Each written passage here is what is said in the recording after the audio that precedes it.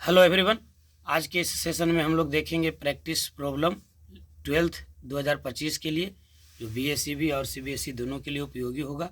ये इस सीरीज का तीसरा लेक्चर होगा। इसके पहले 10 क्वेश्चन कराए जा चुके हैं। क्वेश्चन नंबर 11 से देखिएगा। क्वेश्चन नंबर 11 है find d y by d x if y बराबर tan inverse cos x upon 1 plus sine x. तो आप इसको डायरेक्ट डिफ्रेंशिएट भी कर सकते हैं, लेकिन अच्छा रहेगा कि इन्वर्स के कैरेक्टर को आप पकड़िए तो दोनों चैप्टर एक साथ रिवाइज हो जाएगा।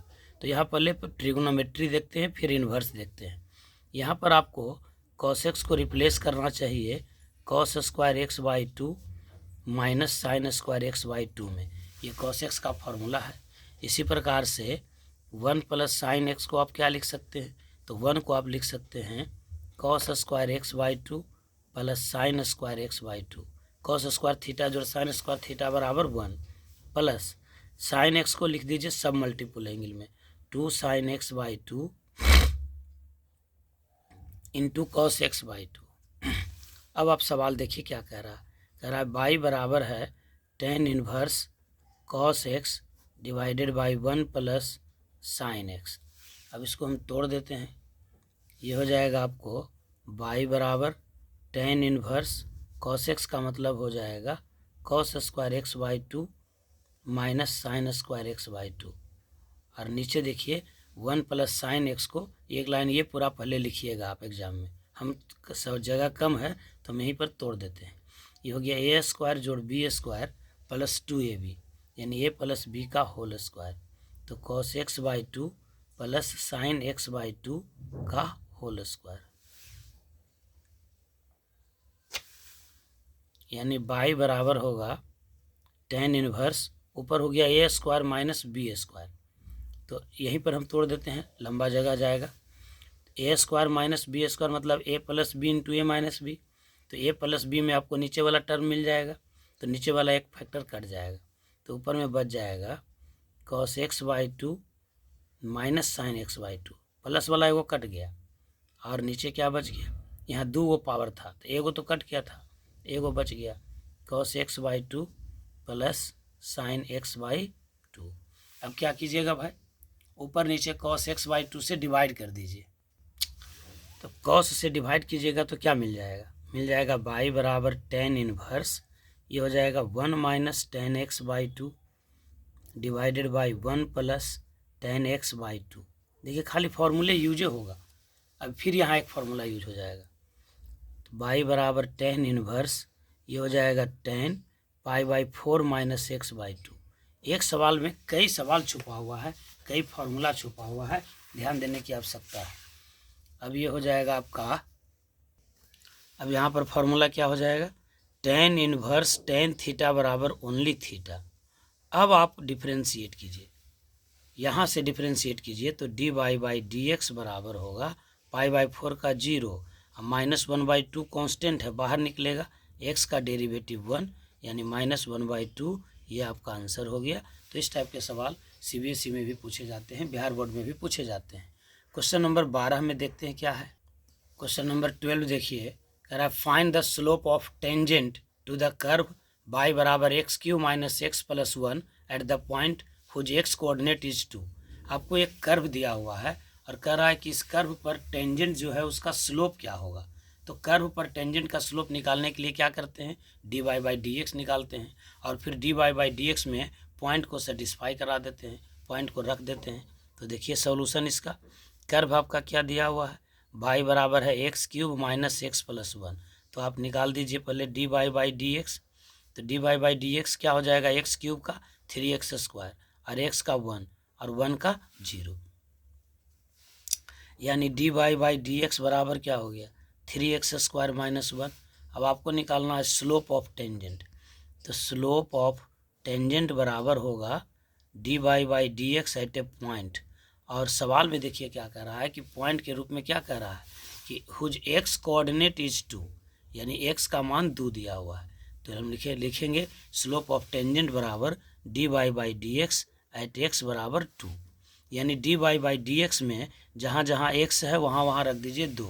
तो 3 गुना 2 का स्क्वायर यानी 4 माइनस 1, तो 4 तिहाई 12 में से 1 गया 11। इस सवाल का जवाब हो जाएगा 11। क्वेश्चन नंबर 13 क्या कह रहा है, integration of x minus 1/x+1 dx। देखने में साधारण सवाल है और है भी साधारण, लेकिन इसको बनाने के लिए जब तक आप प्रैक्टिस नहीं करेंगे बड़ा मुश्किल हो जाएगा बनाना।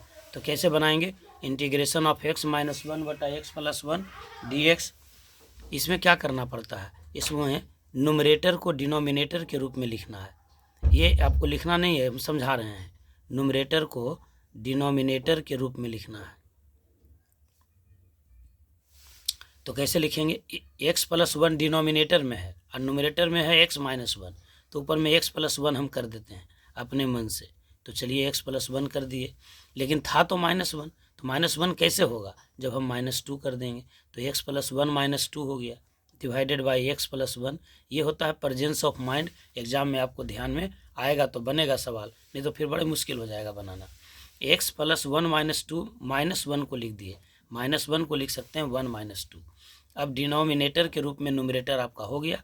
अब आप जानते हैं कि जोड़ का इंटीग्रेशन बराबर होता है इंटीग्रेशन का जोड़, और घटाव का इंटीग्रेशन बराबर होता है इंटीग्रेशन का घटाव। अब आप इसको अलग अलग कर दीजिए, तो ये मिल जाएगा आपको x+1 का dx -2/x+1 dx का इंटीग्रेशन। अब ये पूरा कट गया, ये बच गया आपको इंटीग्रेशन ऑफ dx -2 कांस्टेंट है, तो कांस्टेंट इंटीग्रेशन के प्रोसेस से बाहर निकल जाएगा, मिल जाएगा dx/x+1। यह हो जाएगा आपका dx का इंटीग्रेशन x -2 इंटू 1/x का इंटीग्रेशन होता है log x, तो 1/x+1 का इंटीग्रेशन क्या हो जाएगा log x+1 और जोड़ c। क्यों लिखेंगे, कांस्टेंट ऑफ इंटीग्रेशन लगाएंगे। यहाँ पर बेस आप लिख भी सकते हैं, नहीं भी लिख सकते हैं, बेस ई होता है। अगर चाहेंगे तो आप बेस ई लिख सकते हैं, नहीं तो इसकी कोई आवश्यकता नहीं है लॉग में। चलिए अगले सवाल की ओर चलते हैं। क्वेश्चन नंबर 14 देखिए, -1 से 1 साइन के पावर 21x इंटू कॉस के power 10x dx definite integral का सवाल। इस टाइप का सवाल रहे ना तो आप सबसे पहले ध्यान दीजिएगा कि लिमिट अगर सेम हो और साइन अपोजिट हो तो ये सवाल इंटीग्रेशन कर ही नहीं जाता है, ये सवाल हो जाता है फंक्शन का। तो पहले थोड़ा सा हम थ्योरी बता देते हैं, उसके बाद आप इस सवाल को देखिएगा। अगर फंक्शन का सवाल है तो आपको देखना होगा कि फंक्शन इवन है कि ऑड है। ध्यान दीजिएगा, जब लिमिट सेम रहे और साइन अपोजिट रहे तभी इस बात की चर्चा होगी। तो साइन के पावर 21x और कॉस के पावर 10x है। अब हम इसको फंक्शन मान लिए, तो अगर फंक्शन इवन है तो इसका इंटीग्रेशन हो जाएगा 0, ये दुगना 0 से 1 और यही फंक्शन। और यदि ऑड रहे तो इसका इंटीग्रेशन हो जाएगा 0। तो आमतौर पर 99% केसेज में इस टाइप के सवाल में फंक्शन ऑड ही मिलता है। कोई फंक्शन ऑड कब होता है, तो जब आप x के जगह पर -x रिप्लेस करते हैं और फिर से वही फंक्शन मिल जाए नेगेटिव साइन के साथ, तो फंक्शन होता है ऑड। और यदि यही फंक्शन सेम रिपीट हो जाए तो ये फंक्शन होता है इवन। थ्योरी क्या बता दिए कि -a से a f(x) dx बराबर होता है 0 जब फंक्शन हो जाए ऑड, और होता है दुगना, लिमिट हो जाएगा 0 से a f(x) dx जब फंक्शन हो जाए इवन। अब आप इस सवाल को देखिए, सवाल क्या था, साइन के पावर 21x और कॉस के पावर 10x और लिमिट तो सेम है, अपोजिट साइन है ये है। तो देखिए फंक्शन क्या था आपका, f(x) बराबर है साइन का पावर 21x इंटू कॉस का पावर 10x। यहाँ से सवाल का जवाब लिखिएगा एग्जामिनेशन में।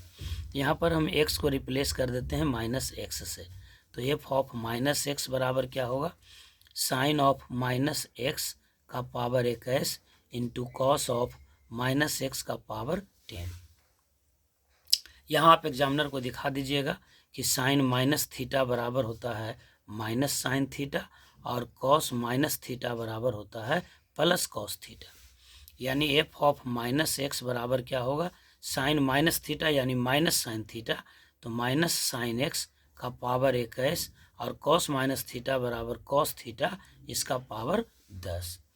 अब माइनस का पावर ऑड नंबर है तो माइनस बाहर निकलेगा, तो साइन का पावर 21x इंटू कॉस का पावर 10x, यानी ये फिर से फंक्शन मिल गया निगेटिव साइन के साथ। इसका मतलब ये फंक्शन हो गया आपका ऑड फंक्शन। इसका मतलब ये होगा देयरफॉर इंटीग्रेशन ऑफ -1 से 1 साइन के पावर 21x इंटू कॉस का पावर 10x dx, इसका वैल्यू क्या मिल जाएगा 0। डिफिनिट इंटीग्रल का ये सवाल है, अच्छे से इसको एक बार और देख लीजिएगा, इस टाइप के सवाल एकदम पूछे जाएंगे। चलिए क्वेश्चन नंबर 15 देखते हैं। क्वेश्चन नंबर 15 में देखिएगा, solve the differential equation x into d y by d x minus y बराबर 2x² बाई। इस डिफरेंशियल इक्वेशन को सोल्व करना है। तो ये डिफरेंशियल इक्वेशन कैसे आपको सोल्व होगा, सबसे पहले आप इसको वेरिएबल को सेपरेट कीजिए। क्या बताए थे वेरिएबल सेपरेशन मेथड लगाने के लिए कि वेरिएबल को सेपरेट कीजिए और फिर उसको इंटीग्रेट कीजिए। वेरिएबल को सेपरेट कीजिए, इसका अर्थ क्या हुआ कि वाई वाला टर्म डी वाई के साथ और डी वाला टर्म डी एक्स वाला टर्म डी एक्स के साथ। इसको हम ऐसा पहले लिख सकते हैं, पहले थोड़ा सा अरेंज कर लेते हैं। तो x into d y by d x बराबर होगा बाई प्लस 2x² बाई। एक लाइन इसको और सोल्व कर लेते हैं। तो x into d y by d x बराबर बाई कॉमन हो जाएगा तो मिल जाएगा 1 प्लस 2x²। 1 plus 2x²। अब जो है वेरिएबल को सेपरेट कर दीजिए, यानी बाई को ले आइए डी वाई के साथ। तो यहाँ डी वाई था, ये बाई गुना में था, इधर आएगा तो भागा में हो जाएगा। अब इस डी एक्स को उधर लेके चले जाइए डी एक्स। तो पहले तो 1 प्लस 2x² अपने आप था ही, और इंटू डी एक्स, और ये x गुना में था, इधर आएगा तो किस में हो जाएगा भाग में हो जाएगा। अब आपका वेरिएबल सेपरेट हो गया, यानी बाई वाला टर्म डी वाई के साथ हो गया और x वाला टर्म डी एक्स के साथ हो गया। तो ये आपको मिल जाएगा। अब आप इसको इंटीग्रेट कर दीजिए। तो डी वाई अपॉन बाई बराबर integration of 1/x plus 2x² by x d x. D y बटा बाई का इंटीग्रेशन क्या हो जाएगा लॉग बाई। अब इसको अलग अलग कर दीजिए, 1/x का इंटीग्रेशन प्लस 2 बाहर निकाल दीजिए तो x² बटा x क्या बचेगा x का इंटीग्रेशन। अब ये हो जाएगा आपका लॉग बाई बराबर 1/x का इंटीग्रेशन क्या हो जाएगा लॉग x, आई 2 बाहर निकाल दीजिए और x का इंटीग्रेशन क्या हो जाएगा x² बाई 2। अब प्लस कांस्टेंट ऑफ इंटीग्रेशन हो जाएगा। बात समझ में आ रहा है। अब इस log x को इधर ले आइए तो मिल जाएगा log by minus log x बराबर 2 से 2 काट दीजिए x² प्लस c। अब log by minus log x एक फार्मूला हो गया, log a minus log b क्या मिल जाएगा log बाई बटा x बराबर x² प्लस c। बाई बटा x बराबर हो जाएगा x² प्लस c। अब यहाँ से log अब हटा दीजिए। तो log कैसे हटाते हैं, जैसे मान लीजिए log 100, अब बेस 10 बराबर है 2, तो log जब हटाते हैं तो बेस अपने जगह पर रहता है और ये दोनों इंटरचेंज हो जाएगा। तो 10 के पावर 2 बराबर 100 हो जाएगा। यहाँ पर देखिए बेस कितना है, नहीं कुछ तो e है। तो जब log हटाएंगे, log जब हटाएंगे तो ये बेस अपने जगह पर रहेगा और ये दोनों इंटरचेंज हो जाएगा। तो e के पावर x² जोड़ c बराबर हो जाएगा बाई बटा x। क्लियर हो गया बात। अब e के पावर x² जोड़ c है तो इसको लिख सकते हैं e के पावर x² इंटू e के पावर c बराबर हो गया बाई बटा x। अब e के पावर c पूरा कांस्टेंट है। तो इंडिफिनिट इंटीग्रेशन में हमेशा ध्यान दीजिएगा कि कांस्टेंट को सब एक जगह लिख देते हैं, चाहे कितना भी कांस्टेंट हो, 10 गो 20 गो या कुछ भी उसका वॉल्यूम हो, सब कांस्टेंट एक जगह हो जाएगा। तो आप इसको आप ऐसा लिख सकते हैं बाई बटा x बराबर e के पावर x² गुना e के पावर c को लिख देते हैं कांस्टेंट। तो बाई बराबर हो क्या जाएगा फाइनली, बाई बराबर हो जाएगा k, आई वाला x चला जाएगा इंटू e के पावर x²। यही इस सवाल का जवाब हो जाएगा, बाई बराबर k इंटू एक्स इंटू ई के पावर x²। उम्मीद करते हैं कि अच्छे से आप समझ रहे होंगे। कृपया वीडियो को लाइक ज़रूर कीजिए और यदि अच्छा लगता है तो कुछ कमेंट भी कीजिए, ताकि बाद में जो लोग वीडियो देखें उनको लगे कि हाँ अच्छे अच्छे कमेंट्स थे, या फिर जो आपको अच्छा लगे उसको ज़रूर करना चाहिए। शेयर बहुत ज़्यादा से ज़्यादा शेयर कीजिए, अच्छा कंटेंट हम आपके लिए लाते रहते हैं। शेयर कीजिए अपने दोस्तों के साथ, ज़्यादा से ज़्यादा लोगों तक ये वीडियो पहुँचे। सीमित सुविधाओं में भी हम प्रयास करते हैं कि आपके बीच या आपके काम की चाहे चीज़ कुछ न कुछ आपके लिए करते रहें। चलिए और सवाल को देखते हैं। क्वेश्चन नंबर 16 में चलते हैं। 16 नंबर सवाल देखिए, वेक्टर का ये सवाल है। क्वेश्चन कह रहा है कि इफ़ a बराबर i plus 2j plus 3k and vector b बराबर 4i plus 3k find a cross b। a cross b कैसे निकालेंगे। देखिए ए बराबर दिया हुआ है i plus 2j plus 3k और वेक्टर बी बराबर दिया हुआ है 4i प्लस 3k। तो ए क्रॉस बी बराबर क्या हो जाएगा? ए क्रॉस बी बराबर होगा एक डिटर्मिनेंट जिसके पहले रो में होगा i j k और दूसरे रो में होता है पहले वेक्टर का कंपोनेंट। तो i का कंपोनेंट यहाँ 1 है, j का 2 है, k का 3 है। तीसरे रो में होगा दूसरे वेक्टर का कंपोनेंट, यानी i का कंपोनेंट है 4, j नहीं है तो j के जगह पर हो गया 0 और k का कंपोनेंट है 3। अब आप इसको सोल्व कर लीजिए, R1 से एक्सपेंड कर दीजिए, लिख देना है एक्सपेंडिंग अलोंग R1। तो R1 में देखिए i का साइन क्या हो जाएगा? पॉजिटिव। अब जब i लेंगे तो i वाले रो और i वाले कॉलम को छोड़ देंगे तो मिल जाएगा 2 तिहाई 6 माइनस 3 गुना 0 यानी 6 माइनस 0। j का साइन हो जाएगा निगेटिव, तो j वाले रो और कॉलम को छोड़ देंगे तो 1 गुना 3 यानी 3 माइनस 4 तिहाई 12। क्लियर है बात? k का साइन हो जाएगा पॉजिटिव। अब k वाले रो और कॉलम को छोड़ देंगे तो 1 इंटू 0 बीच में माइनस 4 गुना 2 यानी 8। डिटर्मिनेंट तो एकदम आपको खूब प्रैक्टिस करना चाहिए, यहाँ से सवाल बहुत ज़्यादा एग्जिस्ट करता है। अब ये हो जाएगा आपका 6i, आई माइनस 9 माइनस j तो माइनस माइनस प्लस 9j, आई हो जाएगा माइनस 8k। यही आपका जवाब हो जाएगा 6i plus 9j minus 8k। कभी कभी ये भी हो सकता है कि कह देगा कि a क्रॉस b का मैग्नीट्यूड निकालिए, यहाँ नहीं निकालना था, ये हम अलग से बता रहे हैं। अब आपको आंसर यहीं तक हो गया।